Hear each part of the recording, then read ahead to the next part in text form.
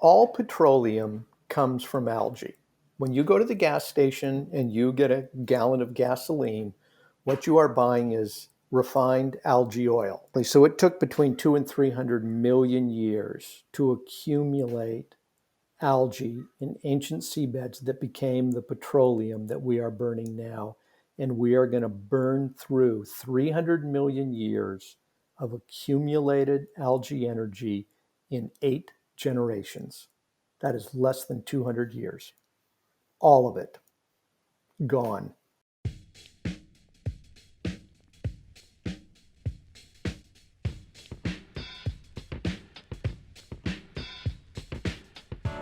Welcome back to Responsible Impact, a production of MagicLinks.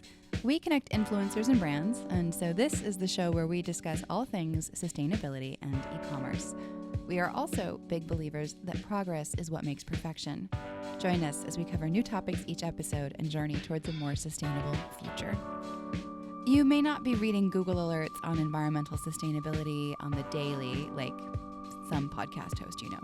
And so it's entirely possible that you did not see something super cool. UC San Diego professor Dr. Mayfield and his team have invented algae-based flip-flops. Yes, you heard that right. It may sound niche or fringe, but something you should know is that we've actually been using algae to our advantage for quite some time. Its short lifespan and its quick reproduction cycle means that by manipulating its DNA, we can ask it to be kind of a scale photocopier for us. We've used it to make insulin, very sophisticated cancer-fighting drugs, and now Dr. Mayfield and his team have used algae to recreate the process which created petroleum billions of years ago in the first place, and then to rethink what that could mean for what we use as petroleum-derived plastics today. If that sounds crazy cool, which is what I thought, then you're at the right podcast. On the count of 3, let's dive in. 1, 2, 3. I am Stephen Mayfield. I'm actually a professor of biology at the University of California, San Diego. My background is primarily in molecular genetics. Got a PhD 35 years ago from Berkeley. Spent most of my career, I would say, working on sort of the general rules of gene expression in plants and algae. And then about 20 years ago now, sort of shifted over and became a biotech guy. And by that, what I mean is I started to think more about, well, not just the basic underlying science, but how do we actually take that science and make a product out of it? Because I firmly believe, and many people now have come to realize, that you don't change the world with a great invention, you change the world with a great product. It's got to be something in people's hands if you really want to change the world. And so you've been working on algae, and did you always think that algae was where you wanted to end up, or was it you just sort of exploring something because it seemed viable? So I started working on it just because it was a good genetic system. And for many years, I was happy to do that, right? Just, hey, I'm figuring out how cells work and how photosynthesis works and how we make, food and fuel out of plants or algae. And then maybe 20 years ago, as I said, we began to realize that, it's one thing to describe the machinery, and then it's completely another thing to use that machinery to actually make products. Yeah. And so I would say I certainly didn't start out in the business thinking that I was going to be a biotech guy making biodegradable flip-flops. That was the farthest thing from my mind, right? I just thought, hey, here's a fun, cool system that I can use to learn the basic rules of life. And then at what point did you kind of say, no, wait a second, there's something bigger here? Well, I don't think you really have a specific aha moment where like all of a sudden it hits you out of the blue that this is what I should be doing. I think most people have a misconception in science that most great discoveries are followed by the exclamation, Eureka, right? It's almost never that way. Almost all great discoveries are followed by the expression, that's funny. One epiphany we had is like, oh, look, people can relate to our science much better when we actually make a product than when we just make a fundamental discovery, right?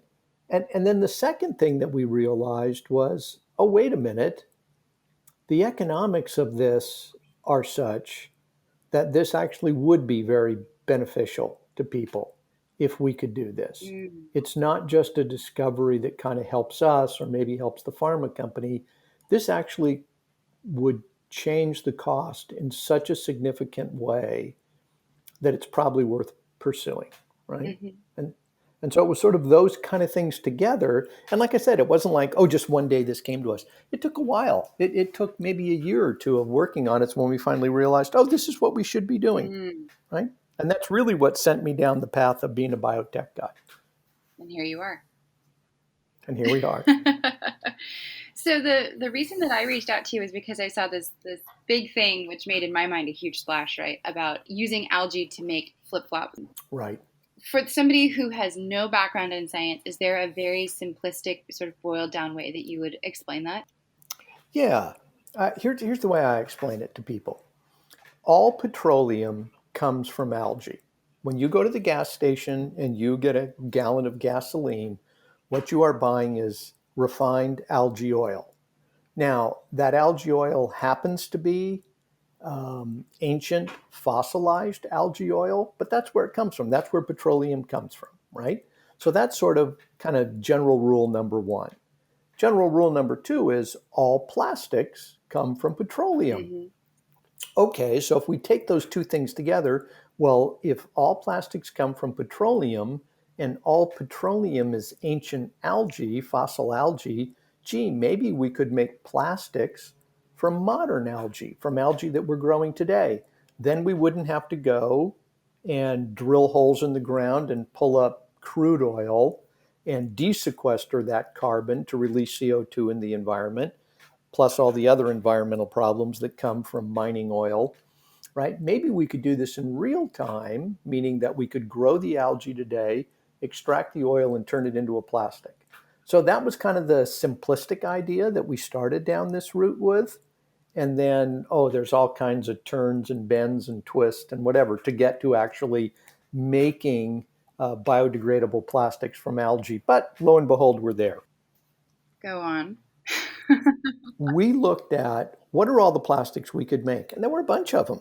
There's a dozen very common plastics. We looked at the set of plastics that we could potentially make, and we said, oh, uniquely, polyurethanes can be designed to be biodegradable.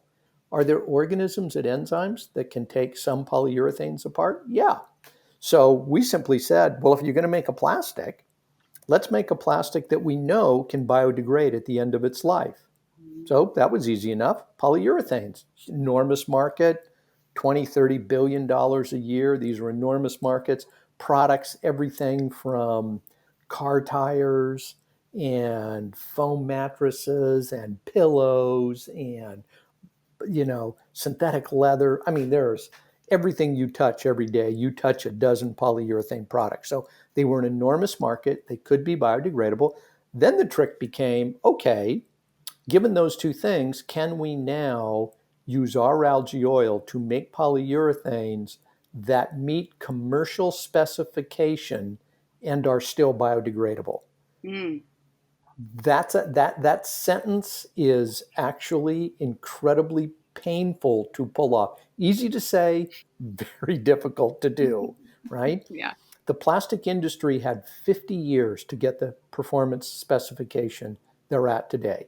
When you go buy a pair of sneakers, you just expect that you are going to put those sneakers on, that they are going to be light, that they are going to absorb shock when you run down the street, that they are going to last at least 2 or 3 years without compressing or falling apart, that they'll have good tear strength and elongation. And you expect all of those things. Well, okay, the petroleum industry spent 50 years to meet those specifications. Unfortunately, they did it with chemicals that came from petroleum and weren't biodegradable at the end of their life. Now we had to meet those same performance specifications, but with chemicals that came from algae and were biodegradable at the end of their life. That was not an easy task, but we did it. Yeah. And you did it, it sounds like significantly less than 50 years. Yeah. It took us about 5 years and about 15 million bucks. So expensive and painful, but doable. And I think there's a super important lesson there. When there's the right motivation, Yes. science can come up with a solution. You mentioned that 15 million is a lot of money, and it is a lot of money. I certainly don't want to downplay that, but let's be honest, 15 million is a fraction of the sneaker sales for maybe one of the brands that I Oh, could label off in the middle of my sleep, right? So, this yeah, is 15 million isn't 1% of what a top designer makes for designing the sneakers. exactly, Forget about what the companies make selling them. That's $20 billion a year exactly. or $30 billion a year for number one and number two sneaker company, Yep. right? What would it take? Let's say I'm John Q. Public and I'm listening to you say that, for really a fraction of the cost, and all that's missing is sort of the social pressure or will. Mhm. What do I need to do in my everyday life to side with you and advocate for you in a way that helps encourage more of the kind of work that you're doing? Because, I mean, listen, I'm recording this from Los Angeles right now. The last week of my life, it smelled like I'm inside a barbecue smoker because of the fires Yeah, nearby. I can't even tell you what's yeah, going on up north and then in like Oregon. I mean, we're overdue, right? So what can I do yeah. basically to help encourage your work and others like you, given that it's so reasonable to execute? Yeah, so there are several things. Number one is you have to buy products that you believe in, full stop, Mm-hmm. right? Meaning that you don't get to hedge your bets on these things anymore. You don't get to say, well, I really like these sneakers and they're sustainably sourced and they're biodegradable, but they cost $5 more than these other ones. So I'm just going to wait till that price comes down, right? Because that price will never come down if you don't buy them and support those guys, Mm-hmm. right? That's number one. Number two, you, and all of us together have to say we need to put the price of disposal into the cost of the products That we was my buy. next question. Go, keep going. So you cannot have it both Mm-hmm. ways. You cannot say, I want super cheap packaging from Amazon when I order something online, and then I'm just going to throw it in the trash. Oh, but I want to do something good for the environment. Well, you didn't, Mm-hmm. Mm-hmm. right? So is that an individual's responsibility? Only in the sense that it's collectively all of our responsibility to say, we have to put the price of disposal into that product. How do we do that? You can only do that through legislation. If you think you're going to leave it up to a company, you're wrong. They won't do it. Well, because it goes against profit motive, right? Like as a company, you have a responsibility to your stakeholders and to your shareholders to return a profit. And to say that you gave that away, you'd have some accounting to do before you could even go any farther, right? Well, yeah, and you'll go out of Yep. business. Because if your competitors aren't doing it and you're doing it, then you're paying more than your competitors. The problem isn't solved because if your competitors are still throwing out plastic that just ends up in the landfills and in the ocean, and you're not, but you're paying for that premium that you have to pay to dispose of it, then you're paying more than your competitor and you haven't solved the problem. So we all have to collectively do this together.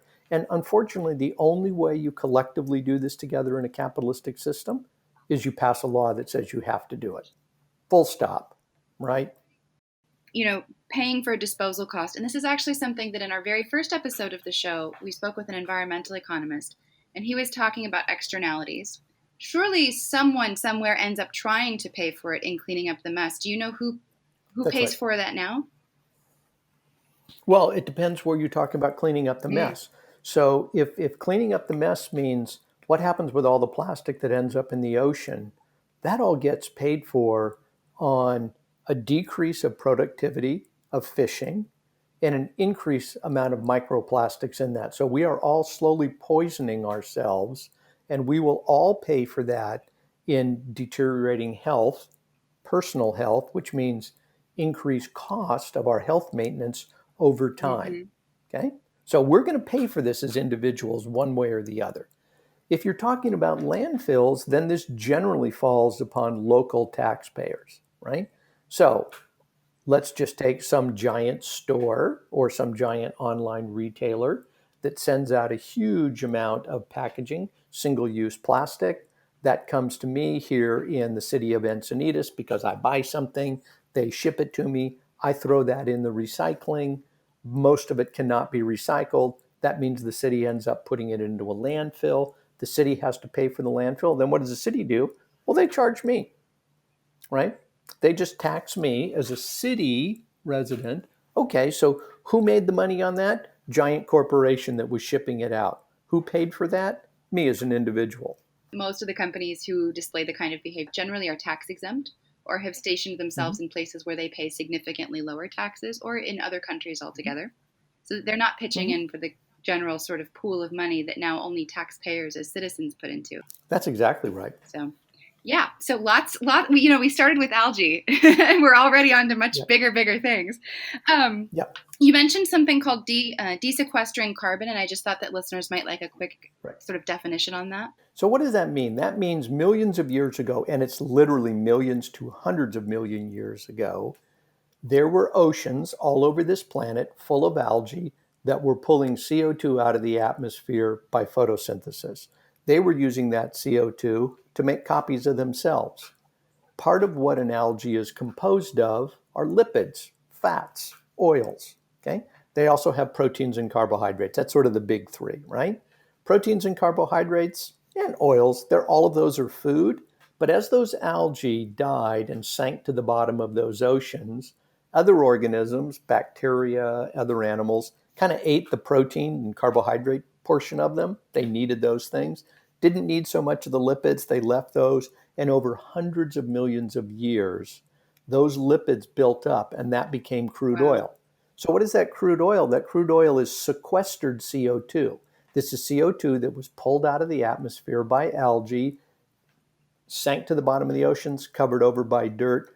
Billions and billions and billions of tons of CO2 are sequestered in crude oil, tar sands, coal, you name it. All of these things are simply photosynthetic organisms, plants and algae, sucking CO2 out of the atmosphere, and now it's underground.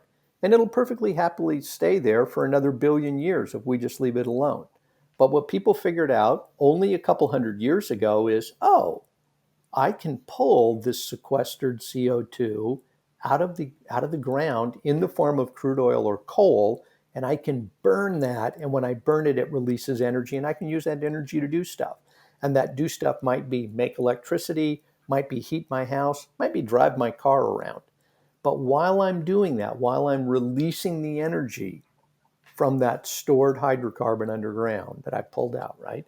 I'm also releasing CO2 into the atmosphere. And when I release CO2, that is desequestering it. It was sequestered underground. I pulled it out from underground. I burned it in my car. I put it back into the atmosphere.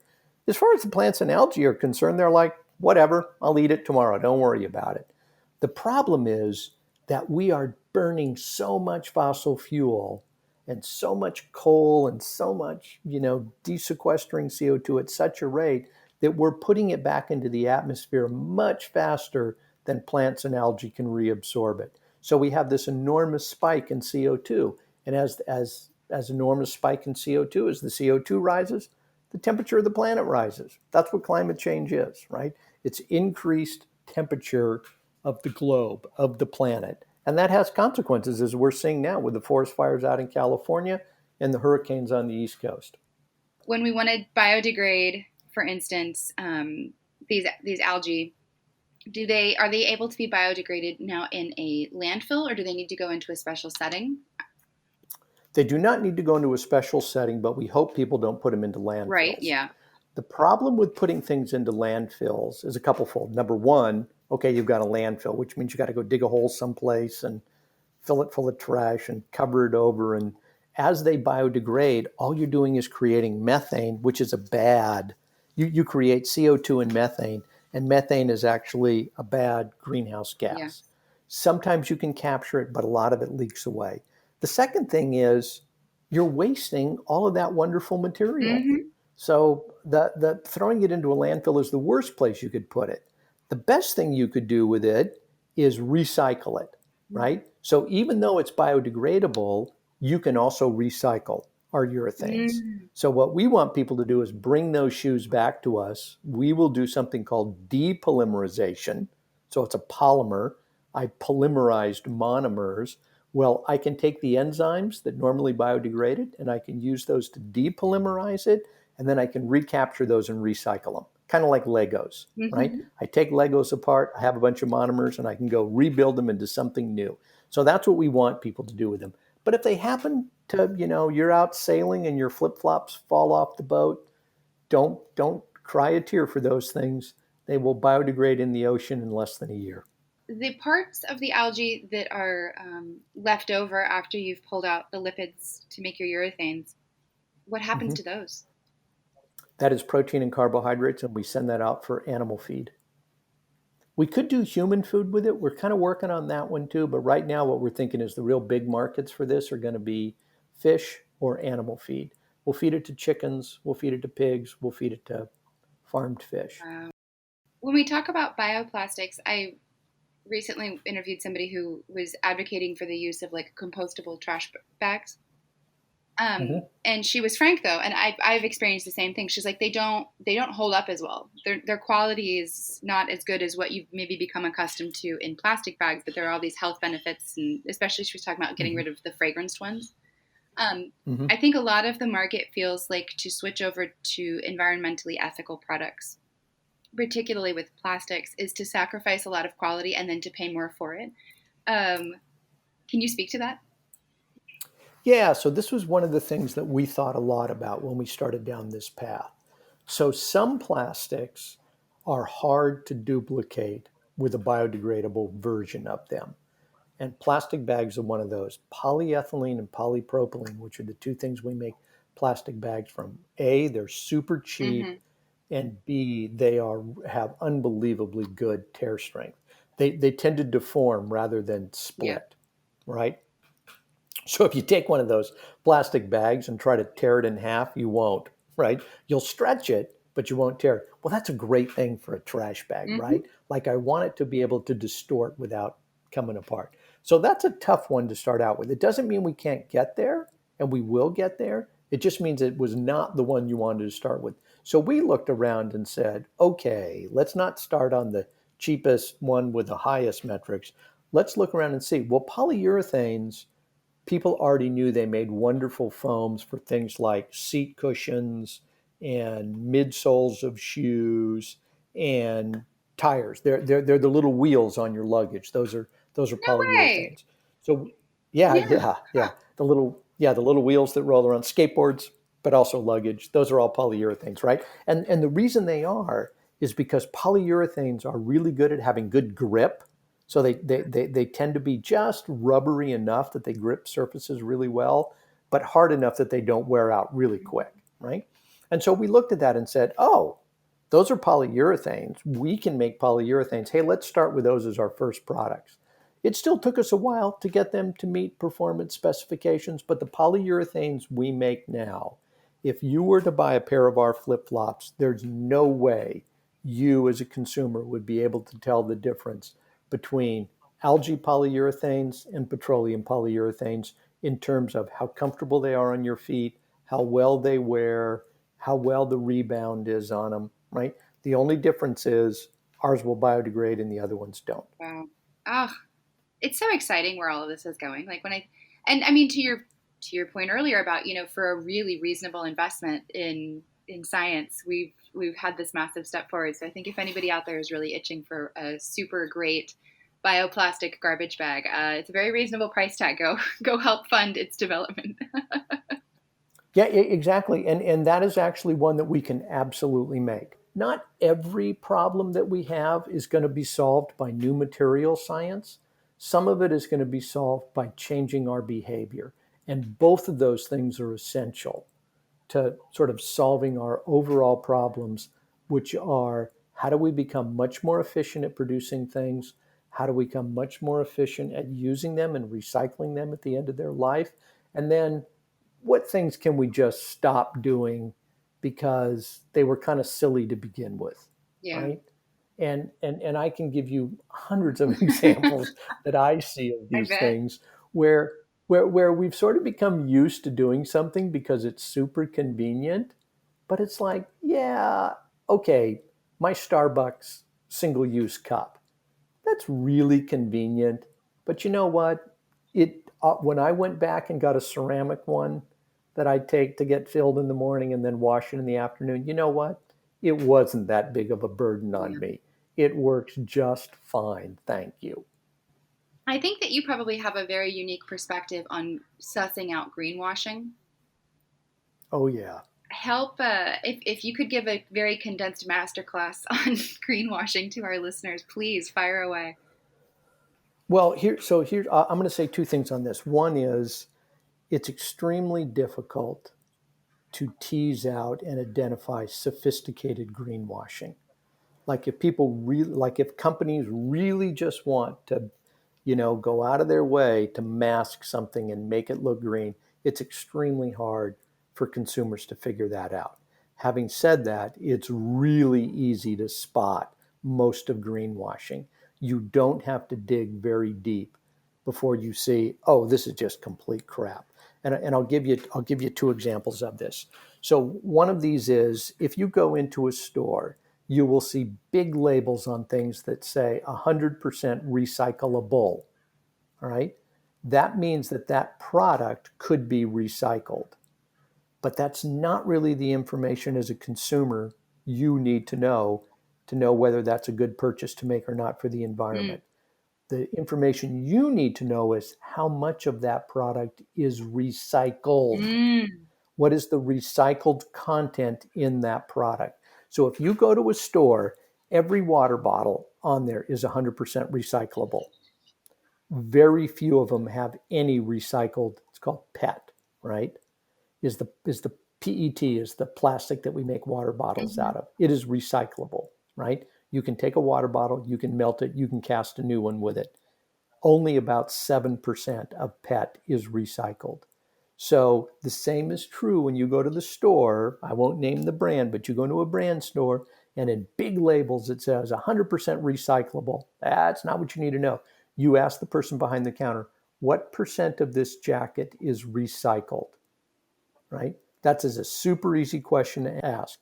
And if they tell you 2% or 5%, then don't buy it. Then it's not really a recyclable product because it's not Yeah, recycled. Okay?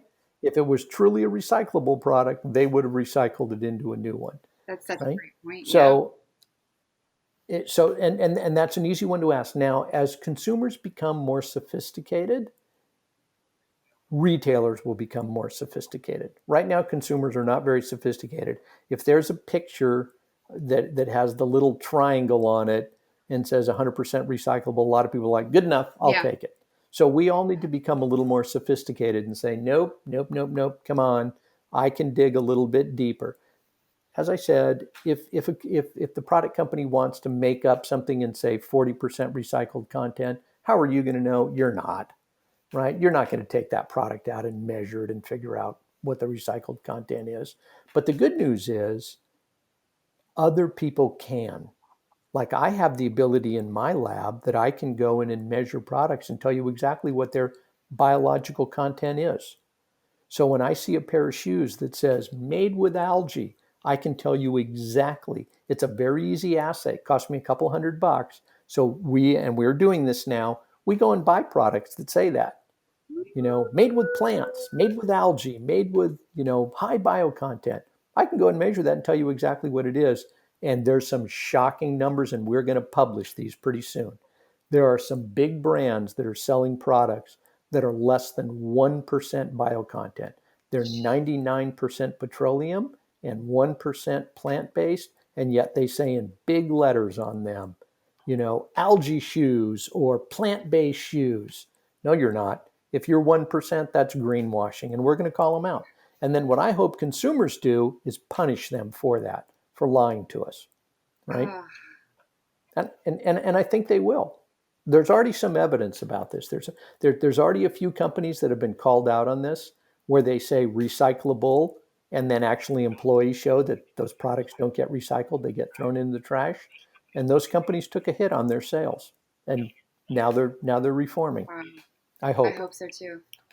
Yowza. So what we want to do is we want to make every improvement we can, whether that's a biofuel, whether that's renewable energy, whether it's more efficient automobiles, more efficient agriculture. We want all of these things to add up on top. But the main thing we want to do is make sure that we're giving the incentive, the right incentive, so that things that are an improvement for the environment get rewarded, right? Absolutely. We have to make certain that we're not subsidizing oil companies to do things the way they used to do it, but maybe subsidizing them to make biofuels. Maybe that's not such a bad idea, Yeah.